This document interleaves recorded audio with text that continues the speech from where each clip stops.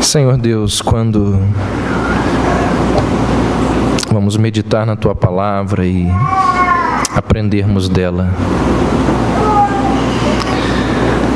que o Senhor, ó Deus, guie as nossas mentes e os nossos corações. Por Jesus e em nome dEle. Amém. Semana passada eu comecei a pregar aqui à noite sobre os atributos de Deus. E nós vimos semana passada o Deus que é incompreensível. Não tem como a gente compreender o Deus a quem nós servimos e adoramos. Deus, Ele é infinitamente superior a nós, seres humanos. Tem como o oceano caber num copinho d'água. E hoje nós vamos falar sobre a infinitude de Deus. E é um dos atributos assim que mais me encanta, que mais me deixa perplexo e impressionado com Deus a quem nós adoramos. Eu queria começar lendo uma oração de um teólogo italiano do século XI, muito famoso, um camarada chamado Anselmo. E Anselmo fez essa oração quando ele foi falar exatamente sobre a infinitude de Deus, foi pregar sobre esse assunto. E antes de falar do assunto, ele fez essa oração para conduzir o seu rebanho ali a ouvir as palavras que ele tinha para dizer. Então ele disse assim: levante-se, homenzinho, deixe por um pouco as suas ocupações, afaste-se um momento dos seus pensamentos perturbadores, deixe de lado o fardo dos seus cuidados e guarde para depois os seus negócios trabalhosos. Tome algum tempo para passar com Deus e descanse nele nesses minutos. Entre na câmara interior da sua mente, desligue todo pensamento que não seja de Deus e daquilo que possa auxiliar você neste momento a buscá-lo. Sendo assim, fale agora de todo o coração. Fale agora a Deus: eu busco a tua face, Senhor, eu buscarei. Que essa seja a nossa oração nesse momento. Seguinte, nós seres humanos, nós calculamos, rotulamos e qualificamos tudo ao nosso redor através de medidas. Por exemplo, o peso indica a força da gravidade que a Terra impõe sobre os corpos celestes. A distância mede os intervalos entre os corpos no espaço.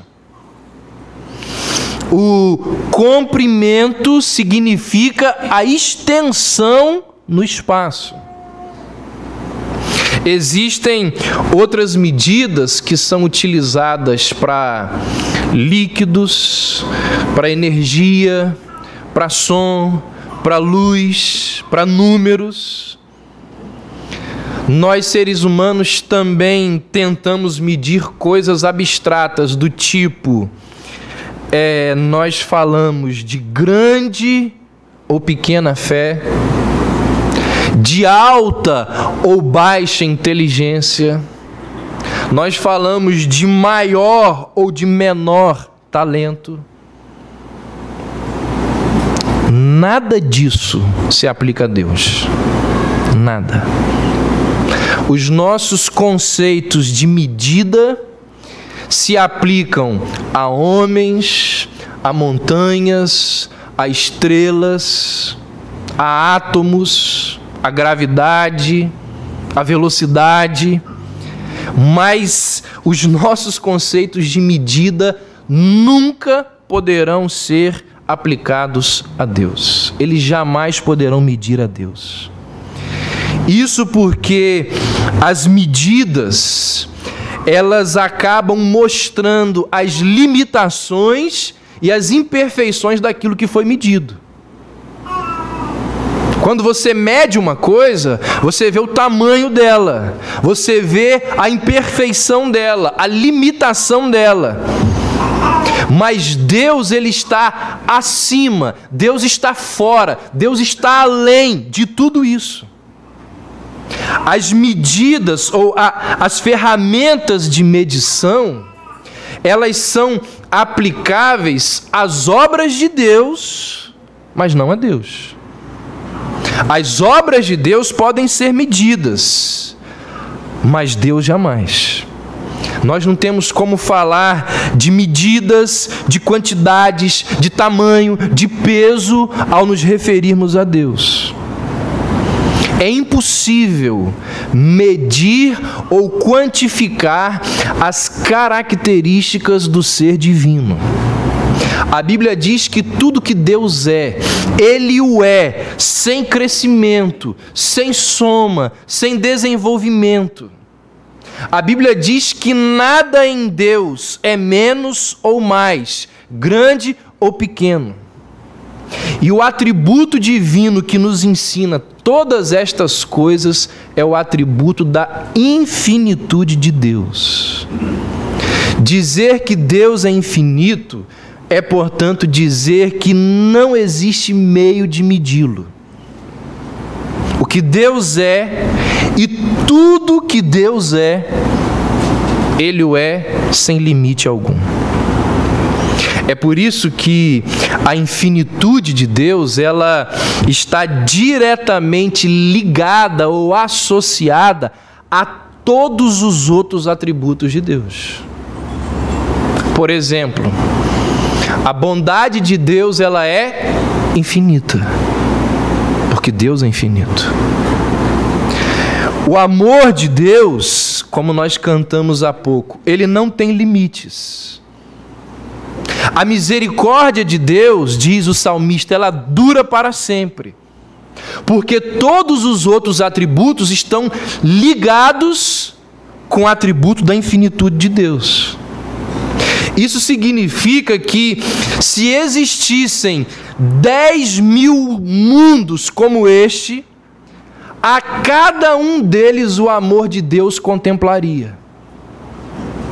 Isso significa que a misericórdia infinita de Deus, ela continuará, como diz o Salmo 23, em todos os dias das nossas vidas, nos livrando daquilo que nós merecemos, não permitindo que caia sobre nós aquilo que nós merecemos. Isso significa que a graça infinita de Deus continuará nos oferecendo inúmeras bênçãos que nós não merecemos. Como nós vimos hoje pela manhã, quando você pecar pela 100ª vez, Deus continuará disposto, se você o buscar, a te perdoar. Por causa da infinitude de Deus. Outra característica muito interessante da infinitude de Deus, desse atributo divino, é o fato de que, eu creio nisso, é bem possível que existam outros atributos de Deus que nós nem sequer imaginamos que eles existam. É muito provável que exista características da personalidade do nosso Deus, é bem possível que exista atributos de Deus que não nos foi revelado nas Escrituras. Porque se Deus não conhece limites, isso significa que pode sim existir atributos que nós nem sequer sonhamos, que nós não conhecemos, ou então que não possuem nenhum significado para nós. Por exemplo, Qual o significado da misericórdia e da graça de Deus para os anjos? Para que serve a misericórdia e a graça de Deus para os anjos que nunca pecaram? Misericórdia e graça são atributos destinados a pecadores. Ou seja, os anjos, eles não têm necessidade desses atributos divinos. Portanto, visto que Deus ele é infinito, pode ser que existam outros atributos, outros aspectos da personalidade de Deus que não nos foi revelada. São lá como a face oculta da lua. Existe, mas nunca foi explorada. Assim como a misericórdia e a graça não possuem significado para os anjos, pode ser que existam atributos divinos que não possuem nenhum significado para nós seres humanos. Isso por causa do atributo da infinitude de Deus. Os teólogos, eles vão classificar a infinitude de Deus de duas maneiras. Eles vão classificar a infinitude de Deus quando relacionada a tempo, eles vão chamar de eternidade. Quando a infinitude de Deus é relacionada ao espaço, eles vão chamar de onipresença. Então a infinitude de Deus, quando relacionada ao tempo, eternidade. Quando relacionada ao espaço, onipresença. Hoje nós vamos falar de eternidade, semana que vem de onipresença. E aí, para falar de eternidade, nós precisamos falar do Salmo 90. Abra aí. Salmo 90. Verso 2. Antes que os montes nascessem e se formassem a terra e o mundo, de eternidade a eternidade, Tu és Deus. Que coisa fantástica, né? De manhã eu instiguei as pessoas que estavam aqui a voltarem com a seguinte pergunta: quem veio primeiro, o ovo ou a galinha? Criacionismo e evolucionismo apresentam respostas diferentes. Por exemplo, os criacionistas, eles entendem e creem e defendem que a galinha, assim como os outros animais ovíparos, a galinha passou a existir em primeiro lugar, ali no ato da criação. E aí então com a capacidade de colocar ovos. Então, do ponto de vista criacionista, nós temos a galinha como antecessora do ovo. Já os evolucionistas entendem que ocorreu todo um processo de evolução até que determinados animais que já nasciam de ovos viessem a se transformar nas aves. E aí, o ovo, por ser mais antigo na natureza, antecede a galinha. Eles vão dizer que o ovo antecede até mesmo aos dinossauros e peixes. Então é o ovo. Na verdade, grande parte dos cientistas acredita que o ovo veio primeiro.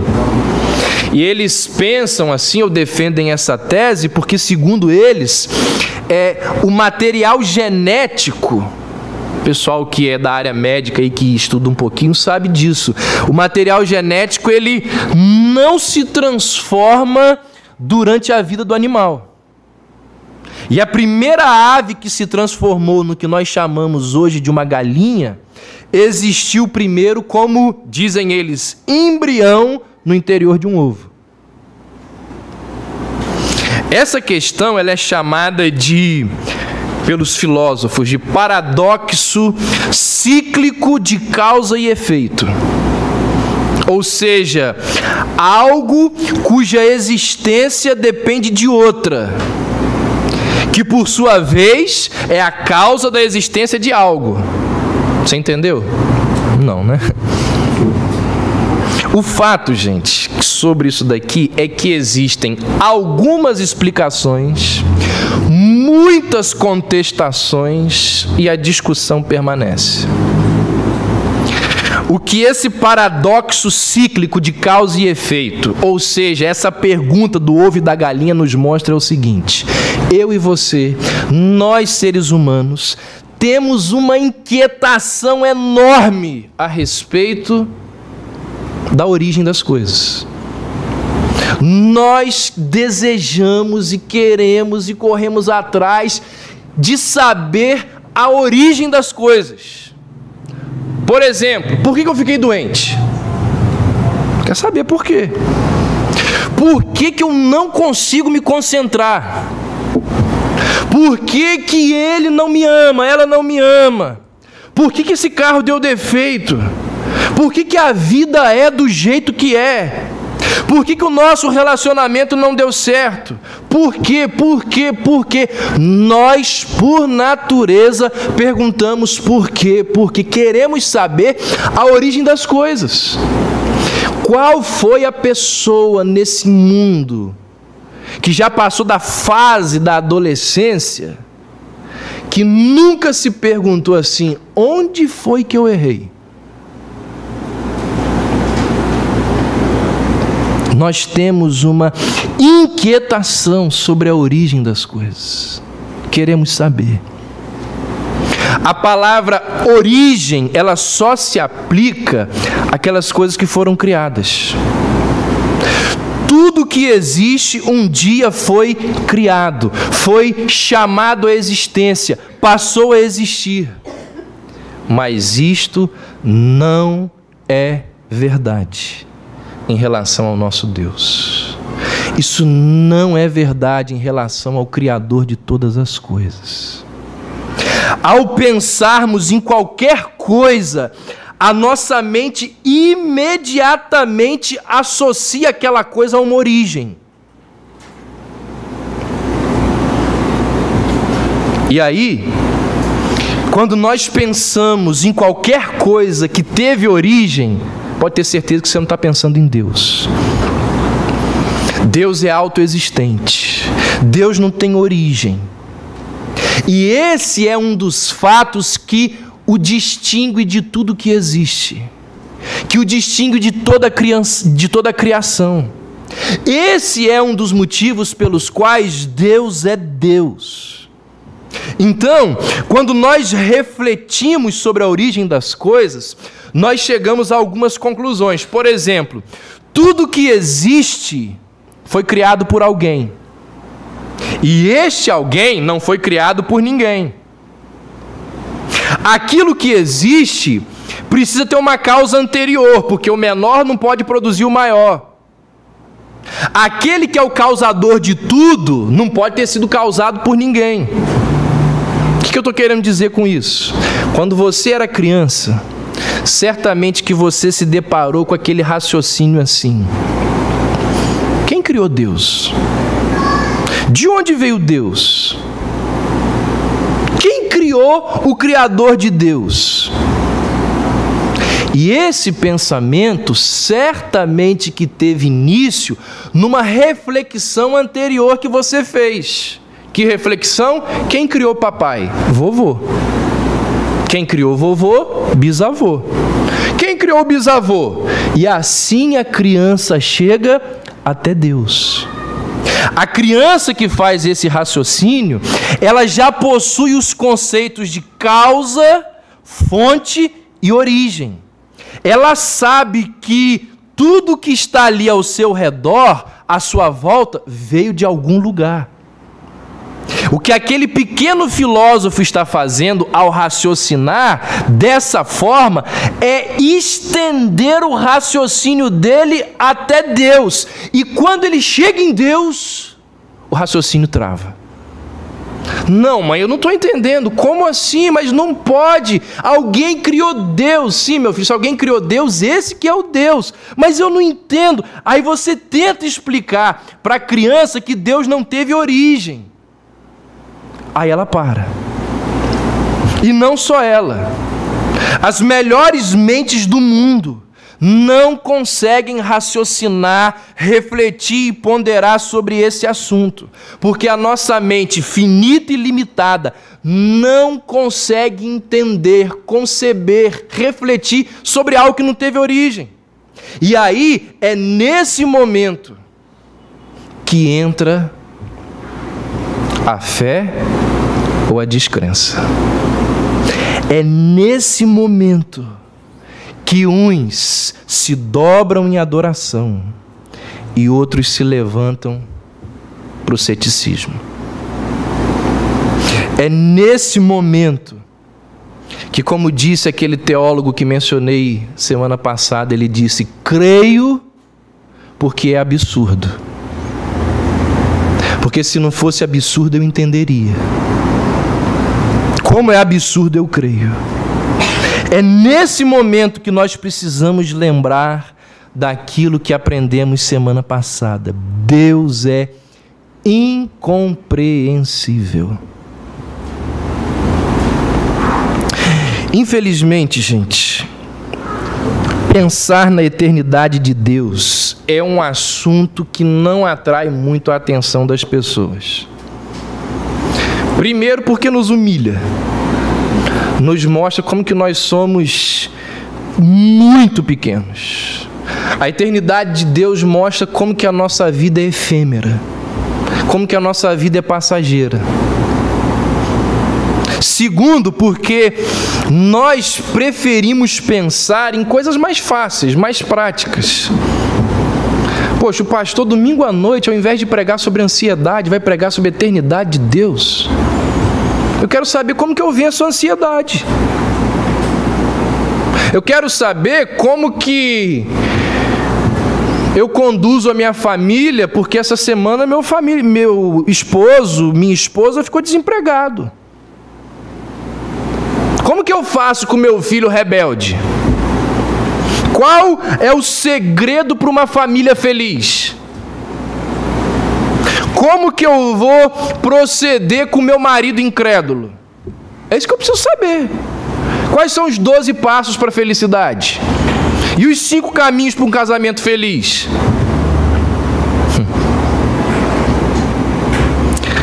A gente pensa que um assunto como esse é para grandes teólogos, filósofos, pensadores. Mas alguém colocou na nossa cabeça que temas como esse daqui é para ser estudado em seminário. Isso é engano, irmãos, grande engano. Porque esse assunto, ele é abordado, ensinado, falado, enfatizado o tempo inteiro na palavra de Deus. Jó, lá no capítulo 36, ele vai dizer: o número dos teus anos é impossível de se calcular. Apocalipse 1, Jesus vai dizer: eu sou o alfa e o ômega, o princípio e o fim, aquele que é, que era e que há de vir. Em João 8, Jesus vai ensinar assim: antes que Abraão existisse, eu sou. Ou seja, essa expressão eu sou revela uma existência contínua que existe eternamente. E eu poderia aqui ficar descrevendo vários versos da Bíblia onde a eternidade de Deus ela é ensinada. Ela é divulgada nas Escrituras para que nós aprendamos, tenhamos acesso, saibamos dessa doutrina. Então fica claro que esse é um assunto que Deus desejou que aprendêssemos e que nele meditássemos. De eternidade a eternidade, tu és Deus. A física, ela afirma que a matéria, o tempo e o espaço precisam ocorrer ao mesmo tempo. A física vai dizer assim, se não há matéria, é impossível existir espaço e tempo. Ou seja, antes de Deus criar o universo, não havia tempo, como nós, seres humanos, conhecemos. Preste atenção nisso. Nós conhecemos o tempo como uma sucessão de eventos. É a relação do antes e do depois que nos concede a noção de tempo. Por exemplo, nós esperamos que o Sol se mova do leste para o oeste. Nós aguardamos o ponteiro do relógio dar voltas no mostrador.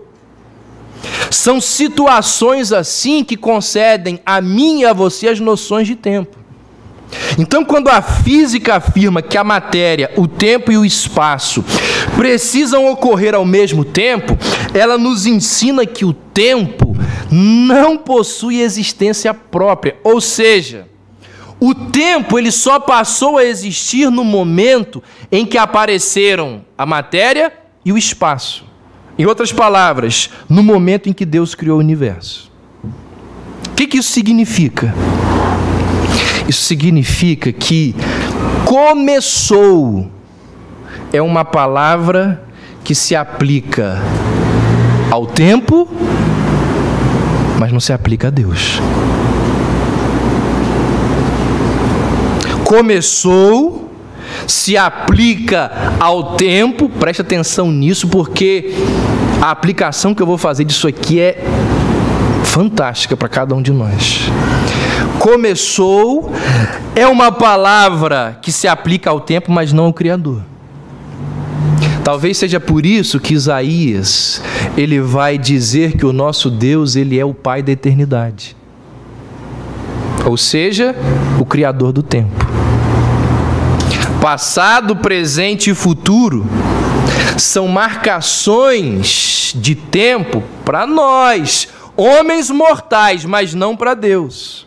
E aí, entendido isso, nós somos conduzidos a uma outra reflexão importantíssima. Qual? Para Deus, tudo que vai acontecer, já aconteceu. Deus, ele vê o fim e o início de uma vez só. Deus, ele olha para o tempo, para as eras, para os milênios, como se fosse uma coisa só. O salmista vai dizer: 1000 anos aos teus olhos são como o dia de ontem, que se foi, e como a vigília da noite. Ou seja, todos nós, ao contrário dos elefantes, nós não conseguimos guardar acontecimentos de anos atrás. A nossa memória, ela consegue guardar apenas episódios recentes. Para muitas pessoas, e eu estou nesse grupo, semanas já é um suplício. O que aconteceu? Eu não lembro. Semana passada, mês passado, já caiu no esquecimento. E essa é uma das características nossas que os políticos mais adoram, né? O salmista, ele vai dizer o seguinte: olha, Deus, ele percebe 1000 anos como se fosse ontem. Ele consegue se lembrar detalhadamente de todos os acontecimentos de 1000 anos atrás, como se os mesmos tivessem ocorrido há menos de 24 horas. E aí, desejando fortalecer a ideia, o salmista diz o seguinte: olha, para Deus, 1000 anos são como a vigília da noite. É um período de tempo menor ainda. É como se aquilo que aconteceu há 1 milênio A vigília da noite, para quem não sabe, durava 4 horas, cada vigília. O salmista está dizendo, olha o que aconteceu há 1 milênio atrás, é como se tivesse acontecido há 4 horas atrás.